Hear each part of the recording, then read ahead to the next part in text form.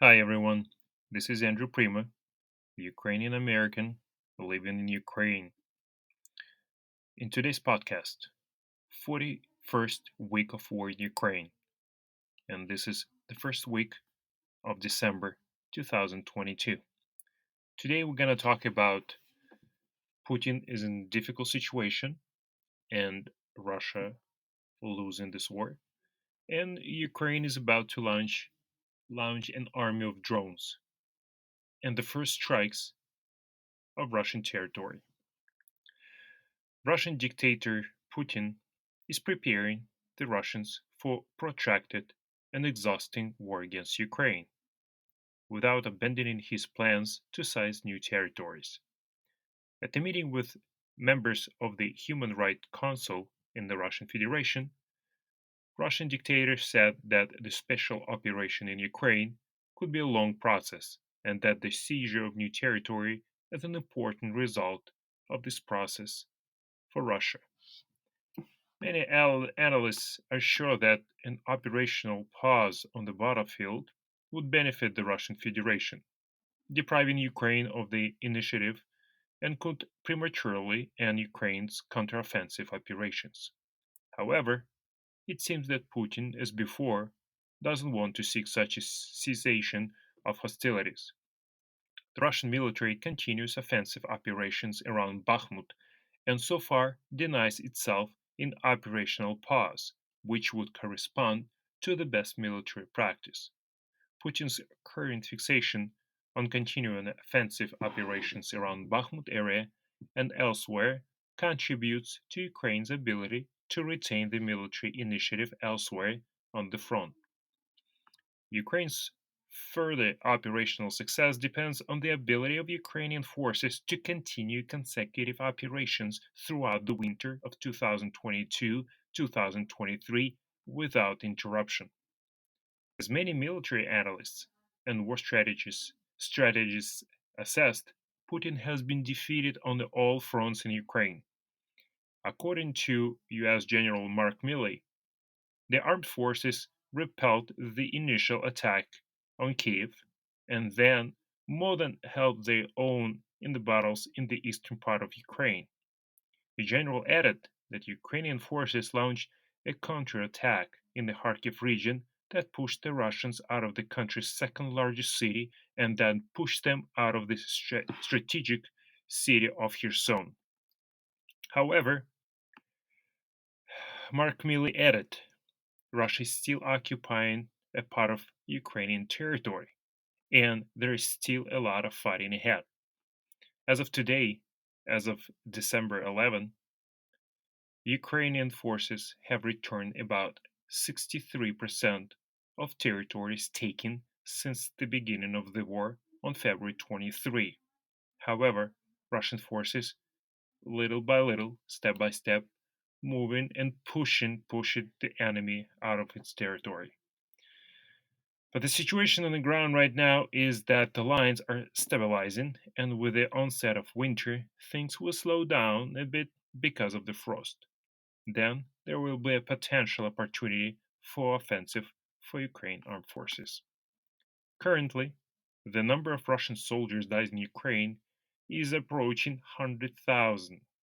Since the beginning of the full-scale invasion of Ukraine, Russia has lost about 95,000 of military personnel as of December. Such data was made publicly by General Staff of the Ukraine Armed Forces on December 8th.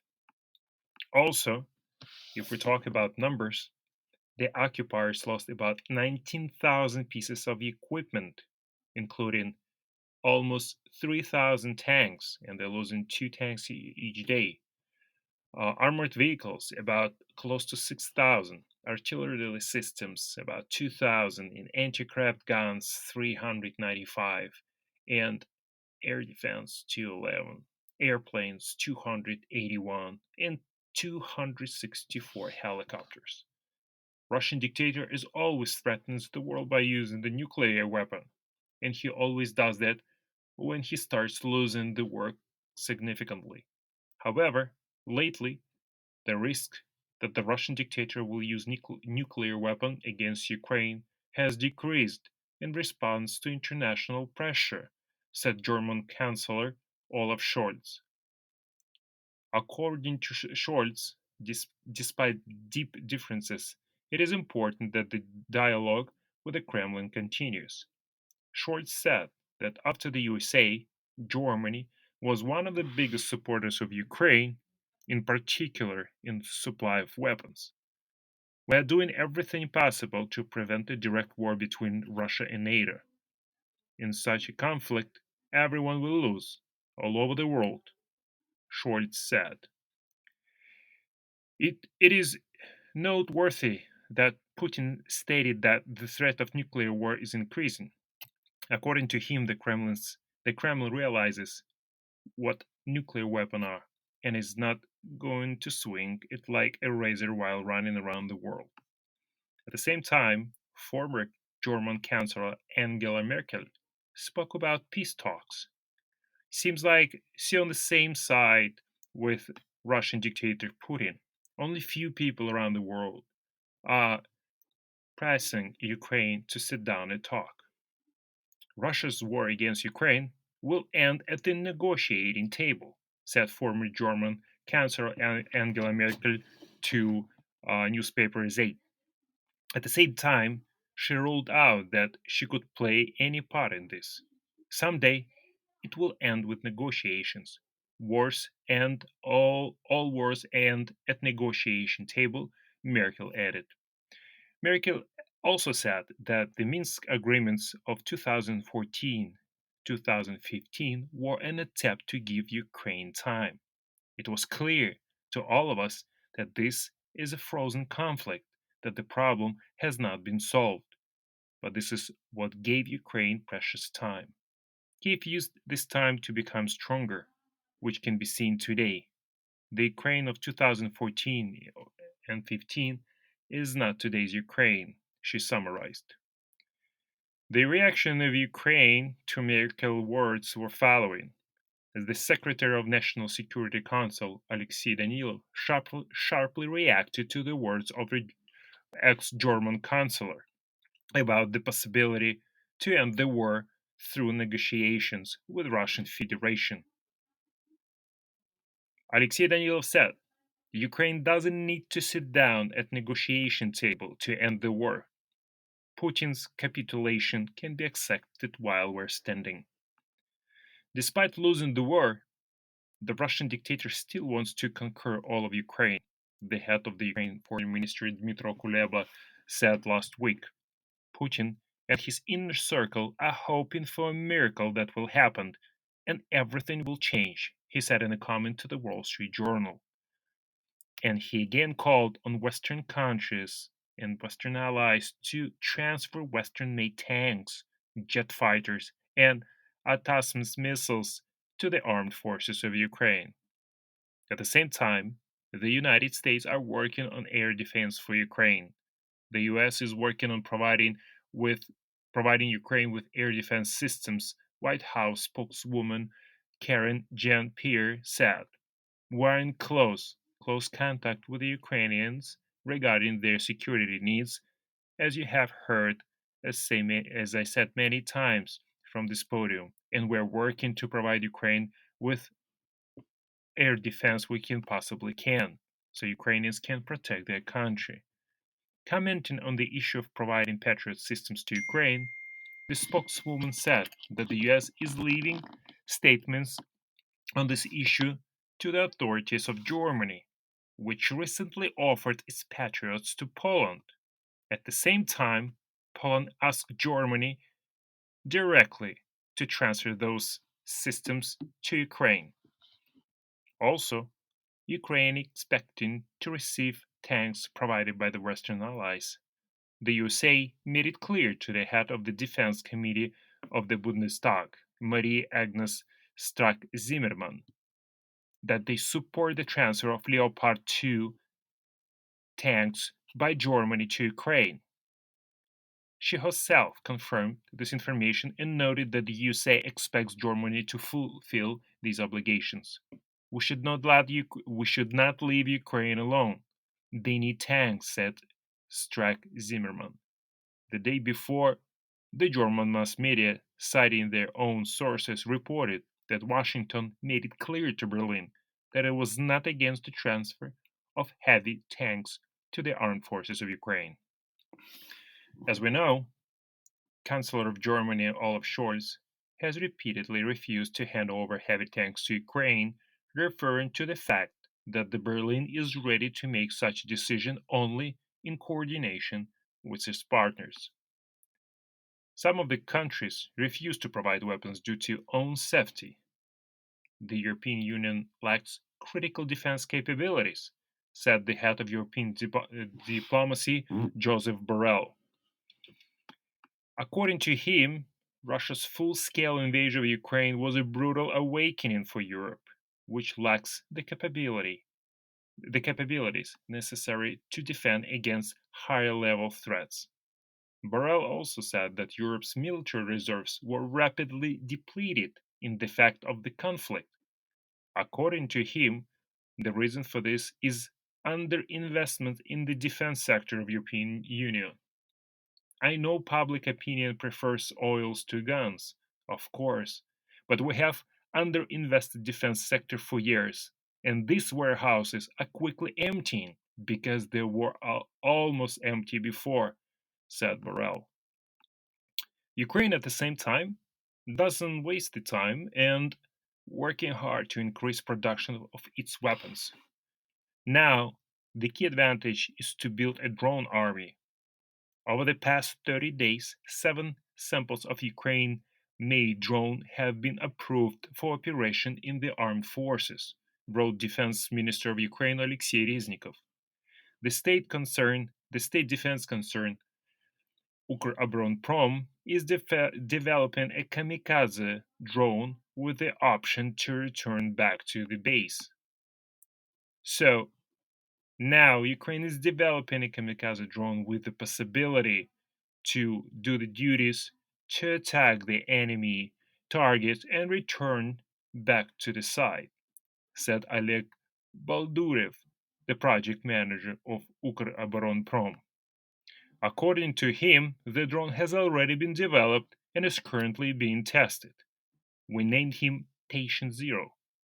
Speaking of an attack drone, we're talking about a kamikaze variant, but it will be able to complete the mission and return to the military base, he added. The hardware portion of the drone is made of foreign made parts, but the software was made in Ukraine. The drone range will be 1,000 kilometers, and the warhead's weight is 75 kilos.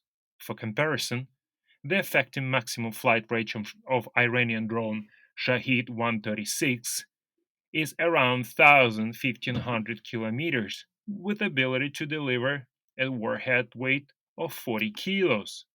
And don't forget, it cannot return back to the military base. For the first time since the war, Ukraine armed forces successfully attacked Russian military bases and airports on the Russian territory. Russia has claimed that Ukraine launched drone attacks against 2 Russian military air bases on its territory. The Russian Defense Ministry said Ukraine used drones to attack 2 Russian airfields on Monday morning. On December 5, Ukraine disabled 2 long-range Russian aircrafts. It attempted to strike with long-range drones on the Dyagilevo Army Airfield in the Ryazan region and Engels in the Saratov region, reported Russian agency RIA Novosti.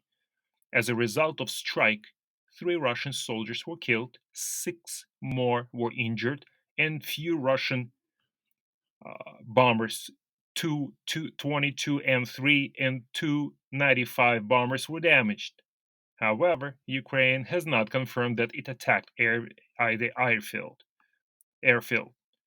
Recent satellite imagery shows many Russian strategic bombers at the Engels Air Base in Saratov were damaged.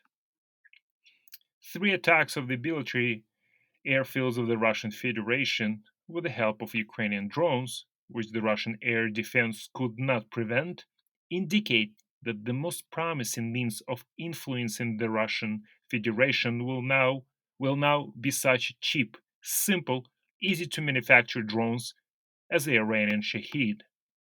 They will fly deep into Russian territory unnoticed by anyone and fall on some objects far from the border and blow it up.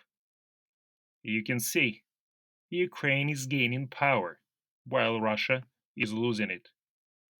I think this is why Vladimir Putin will look for a way out. This is not even very profitable for themselves. The option of ending the war. While Ukrainian missiles are beginning to reach targets and hit military targets, military airfields, warehouses deep inside the territory of the Russian Federation, Russian missiles launched by Ukraine no longer reach their targets. Russian missiles launched to bomb Ukraine no longer reach the targets. The last massive strike was on December 5, and Russia launched 70 rockets, which 60 of them were shot down by Ukraine armed forces. In addition, not a single target hit the capital of Ukraine, Kiev, because every single of them was shut down. Unfortunately, the Black Sea city Odessa suffered badly that day.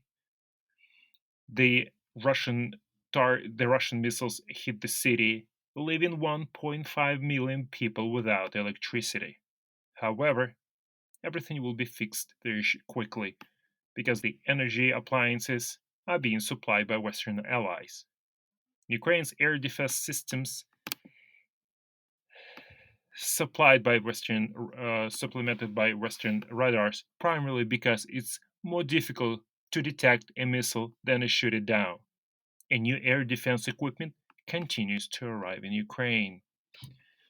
Actually, because of long range drones of the Shahid type appear in Ukraine, Ukraine will fully establish an air defense system. The Ukraine army is now receiving more and more weapons. As a result, Russia loses its last chance not only to win, but even to withdraw. In addition, the military forces of Ukraine are rapidly increasing. The military forces of Russia are rapidly decreasing. I think that at some not too distant stage, let's say in the midterm, it is no longer a matter of years, but maybe only months or maybe even weeks, the Russian Federation will begin to crawl away. I think not to the borders of 1991 though, but to the borders of February 23, 2022. Glory to Ukraine, a glory to Ukrainian soldiers for defending our land. Thank you for listening. Please share this podcast and listen to our earlier podcast about the war in Ukraine. Thank you.